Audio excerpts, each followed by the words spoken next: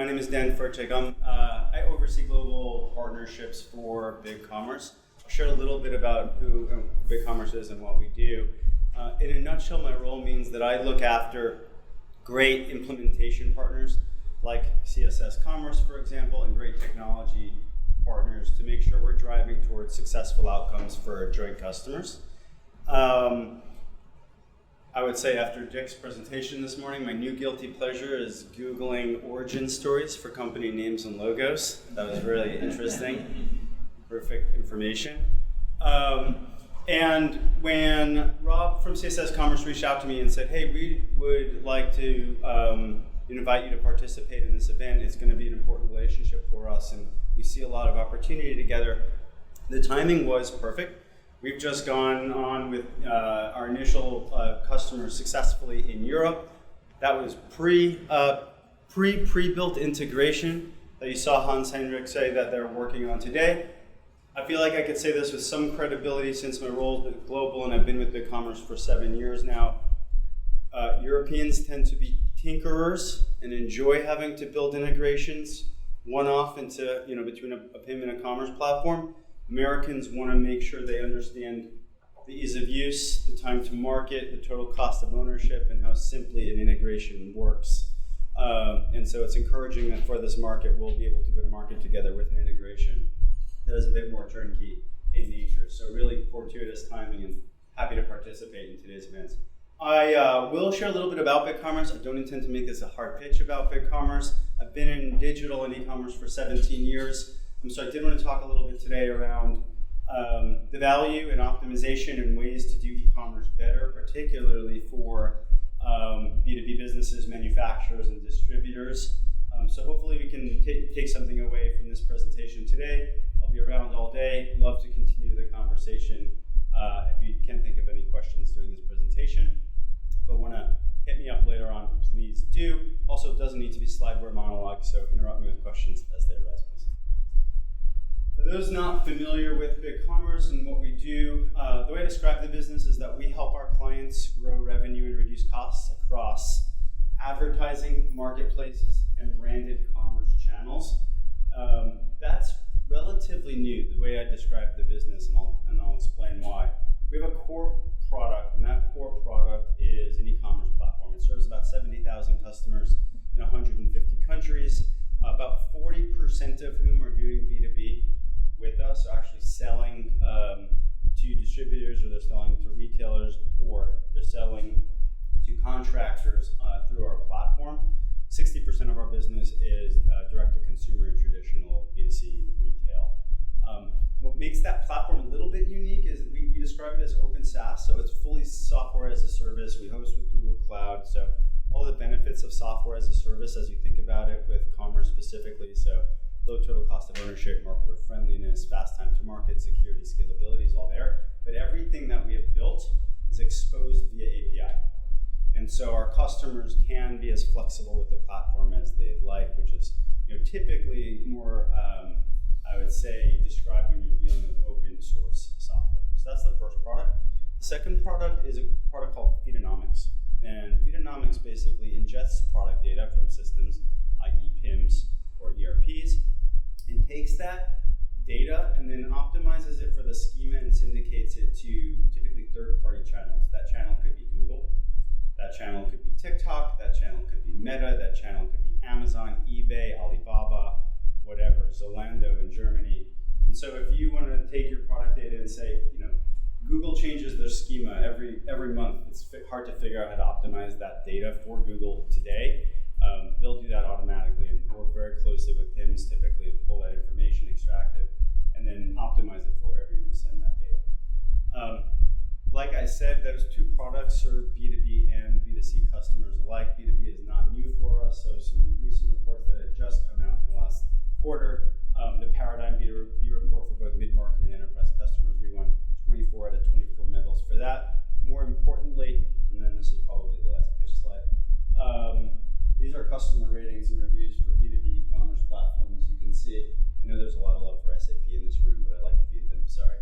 And you can see BigCommerce is a top right solution. That's ratings and reviews from existing customers and how they rate solutions as well. So where we really try to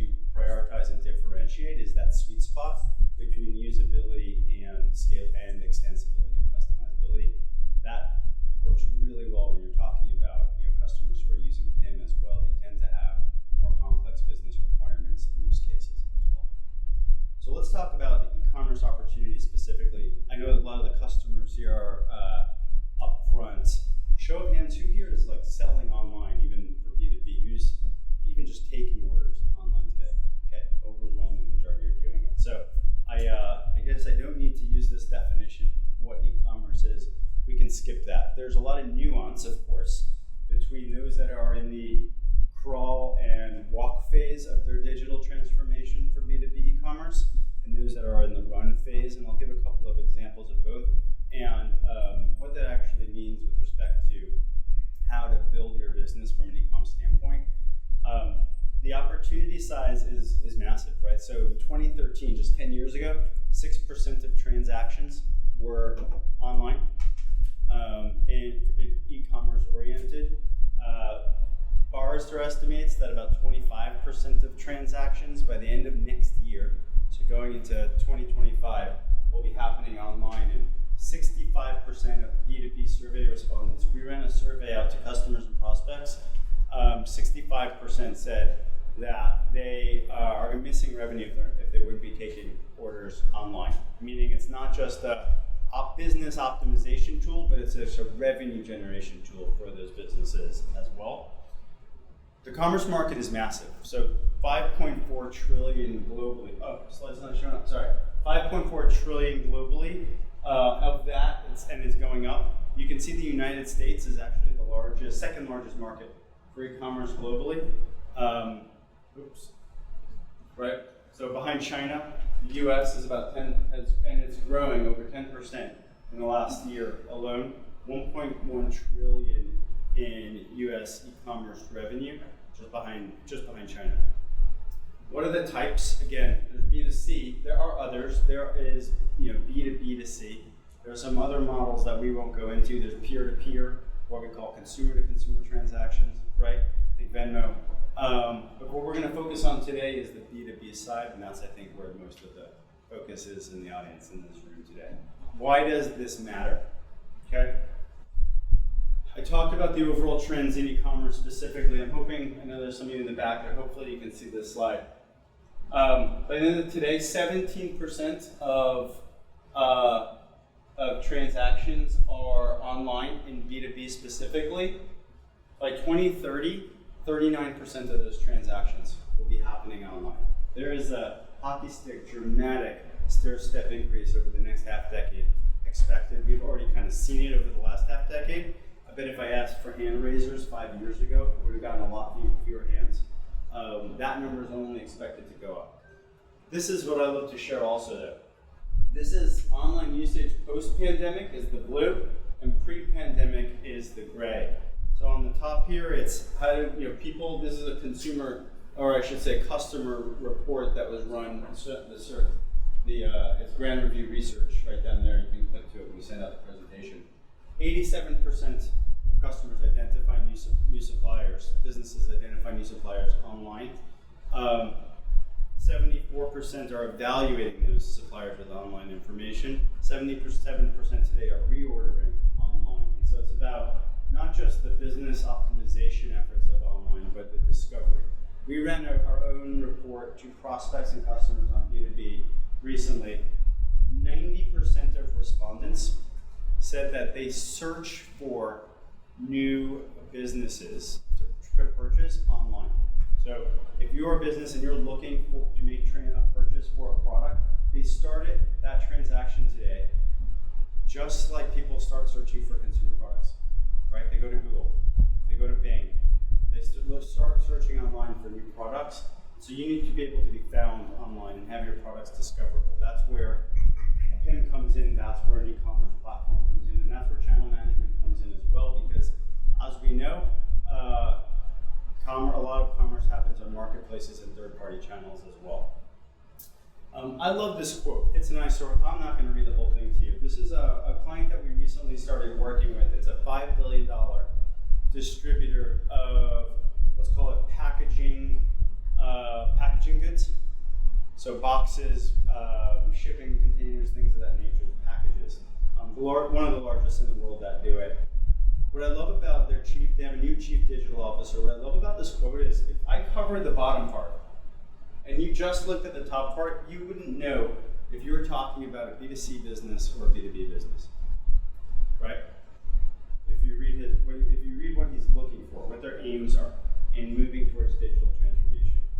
The bottom part is really where the rubber meets the road there, right? It's about how do we get customers to love us? How do we improve our net promoter score, increase share of wallet, improve our margins, right? Greater customer self-service. People want to be self-sufficient. We live in, I call it the expectation economy, right?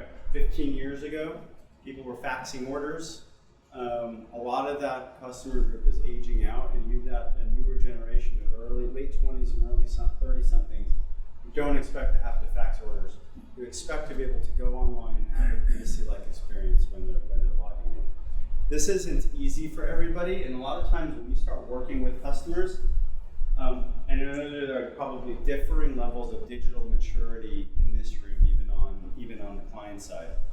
And we tend to recommend a crawl, walk, run approach for businesses that are just starting their digital transformation process, right? So for some clients that come to us, they're just like, we need to be able to start accepting orders online, right? I had a discovery call last week with a $500 million business, and it was their new chief digital officer, and he joined the company to help them transform. This was a business that had about 10 customers. You'll know the names of every one of their customers. They sell metallurgical materials to the automotive industry. So think nickel, aluminum, alloy, steel. And the way they run their business is they have a dozen salespeople. They take an order. That order is faxed. It takes them a week to turn around a purchase order. And then they have no visibility whatsoever into when that product is actually going to be dispositioned, shipped, received. It's completely black box to them and to the customer, that whole process. And so this was somebody who's trying to crawl. He's not trying to say, let me transform the whole business tomorrow. Let me start with one customer who's begging us to be able to process these things online. So they're going customer by customer, right? So when we're working with brands, we're typically saying, well, where are you on your digital maturity scale? What should the next step be? Where are you today? Are your products listed online? Are you enabling things like quick reorder, right? There are advanced use cases, right? Invoicing, purchasing, POs, rep masquerading, account hierarchies. All of those things are available in BigCommerce, but not all of our customers are ready to use them. And so we're always trying to think about what are you actually needing as a business, because you don't have to do every single thing at once. This is a profile of a customer that's beyond just crawling and walking. Like, we've got customers who are improving their overall business operations. They've got their sales, they'll still have their field sales team, but they're routing all of those orders through online. They have their tool in the field. They can take orders in the field with the BigCommerce tool, and they're able to process all of that. They're able to send out reminders. They're able to run promotions and campaigns and merchandise that experience. So an example I like to share here is we have a client called Brown-Forman. I don't know, not a lot of people have heard of Brown-Forman, but you might have heard of like Jack Daniels or Herradura or Woodford Reserve. Yeah, their brands are better known, right? And so they traditionally had to have all of their distributors and retailers log into like their SAP B1 instance, and it was a heavy login, heavy maintenance. They couldn't merchandise out of it. So they put up a front layer of BigCommerce and allowed their customers, all their distributors and retailers, to log in. And they're doing really interesting things now from a promotion standpoint, right? Your typical order, we know, is 3 cases in Austin, Texas for this product, but they're now layered in AI to say, Austin city limits, every year your liquor sales spike at this retail location by 15% every October. We recommend you add an additional case of our products, and we're going to give you 20% off for doing it, right? They're able to actually merchandise and use business intelligence to merchandise their products rather than just have a dumb login with a dumb purchase capability as a front-end digital experience. These are increasingly the customer expectations, right? And so when we think about business drivers for B2B, sorry if this slide is a little bit confusing. The x-axis on top, increased revenue, improved margins, capital efficiency. Those are typically the business drivers that brands come to us with and the needs that they have, right? Everyone wants to improve their revenue, everyone wants to improve their margins, make sure that their capital is allocated efficiently. Where we focus from a product and solutioning standpoint, and oftentimes PIM is a part of that conversation, is in how do we optimize for lead flow, how do we optimize for the conversion rate, the order taking, how do we make sure the product data is fed to us in the right ways. For example, I'm Sarah, right? I'm Sarah at customer X. I may only be able to buy these particular products. And because I'm Sarah at customer X and I'm only a director and I'm not a VP, here is how much I'm allowed to spend and the amount that I'm allowed to buy. And if I go over that, the system needs to trigger an alert to Sarah's VP to approve the transaction, or the card needs to be shareable, right?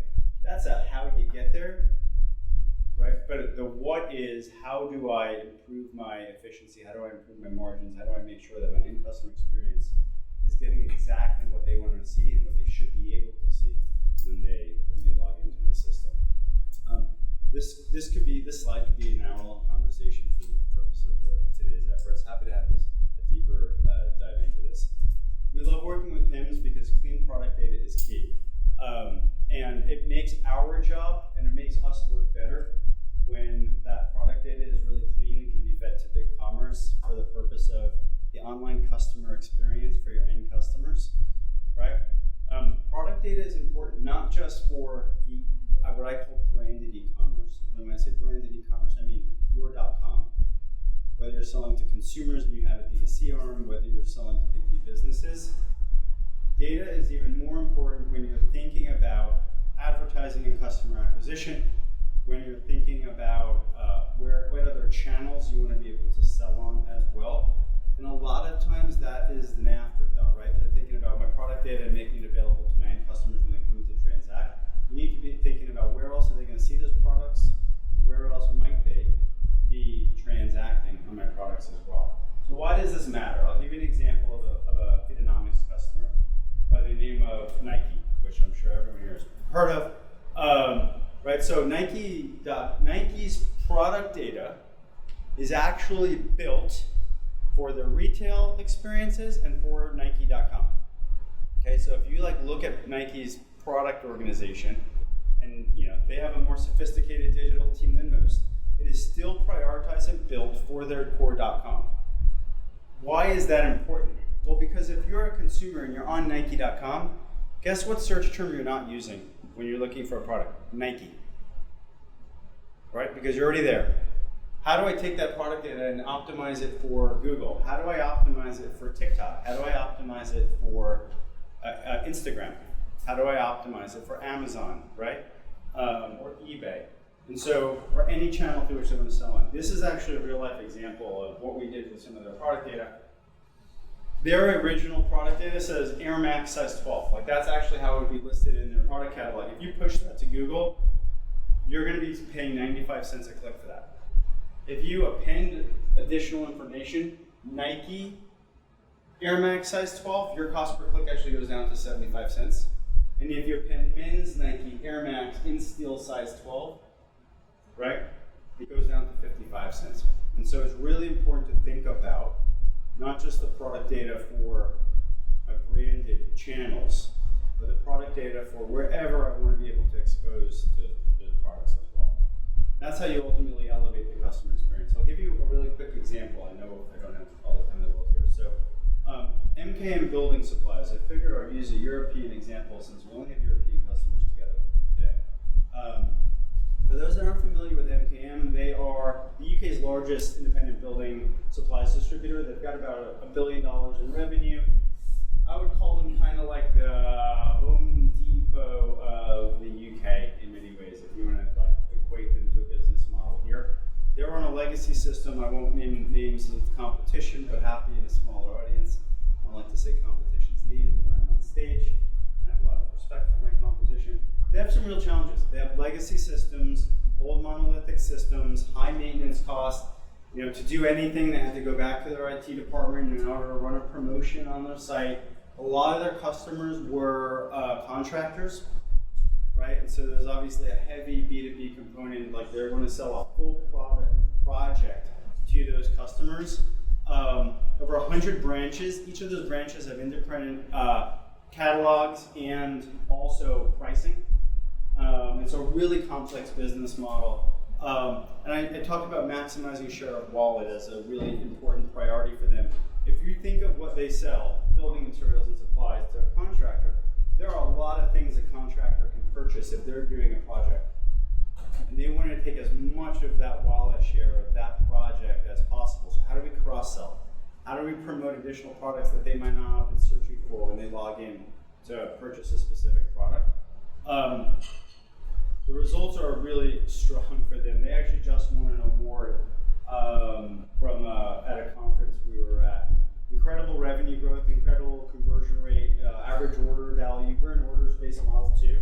So if you start working on BigCommerce and you grow your average order value from 115 to 166, that didn't cost a nickel extra if you're using BigCommerce, where other platforms oftentimes are a take rate on sales. So obviously NPS score is the bigger one for them, the ability to have an improved online customer experience. More importantly though, sales team efficiency. That was something that they didn't necessarily have as a priority when they started the project, but the ability to improve the sales team's operations and improve their margins from an operational efficiency standpoint was dramatic for them. And a lot of what they were accustomed to having to code, they're able to do in more of a WYSIWYG, what you see is what you get interface than they had historically been used to. This is a story about branded B2B commerce, right? They sell typically to contractors and builders. A good example, and then I'll wrap up here, is, and I love this brand, and I love the humans behind this brand, so I'd like to tell their story. There's a company called Hauser. They're a manufacturer. They sell, as you can see here, kitchen supplies, plumbing materials, countertops. So if you're building a new kitchen, a lot of the products oftentimes are up and coming. Just, I would say they're a brand that's starting to get a lot of positive awareness and disruptive to traditional manufacturers in this space. And they were looking for, we've got a growing B2B business, we want to modernize that experience, but what else should we be doing to grow revenue? They launched on BigCommerce in 6 weeks, a direct-to-consumer site as well. There are a lot, but they realized that a lot of people were coming to them as like do-it-yourselfers, and they didn't have a model to serve those do-it-yourselfers. And so they spun up a direct-to-consumer site to capture that market share. They were just missing all of that market share from people who are not like me, but actually handy, and wanting to do the build themselves, renovate their kitchen themselves, renovate their bathrooms themselves. In addition, they were able to then get their products pushed to Amazon and Walmart. They're going to be listing here to Target Plus as well. And so they're testing new channels very quickly and getting smart about where that data should be pushed and where the product should be pushed as well. So the one thing I'll leave the audience with is, to challenge you to think about, how would you rate your current buyer experience, your customer experience? More importantly, or I should say as importantly, not just the customer experience, the operator experience, your employees' experience. How efficient are they being? How satisfied are they that they have an ability to be successful with respect to merchandising and running promotions and thinking strategically about an increasingly important digital experience? And the last part I would talk about and challenge the conversation on is channel optimization. Where are you selling today? What have you thought about testing as a channel? But it might have proven too hard. Is there a way that we can, Perfion, BigCommerce, Feedonomics, help you take that product data and optimize it for a channel that you want to get tested up and running in the next week or two? That might have seemed a bit daunting in your current world today. You don't have to be on BigCommerce, to be clear, to be using that Feedonomics solution from a channel standpoint. You could be on whatever e-commerce platform you are today and still use Feedonomics, I should mention. It's agnostic to platform. About 700 of the 3,500 customers are on BigCommerce. Cool. We'd love to continue the conversation. Really appreciate the time. We're enthusiastically supportive of Boyum and Perfion's success, and we want to be a part and contribute to that success here stateside. So happy to answer any questions. I'll be around all day.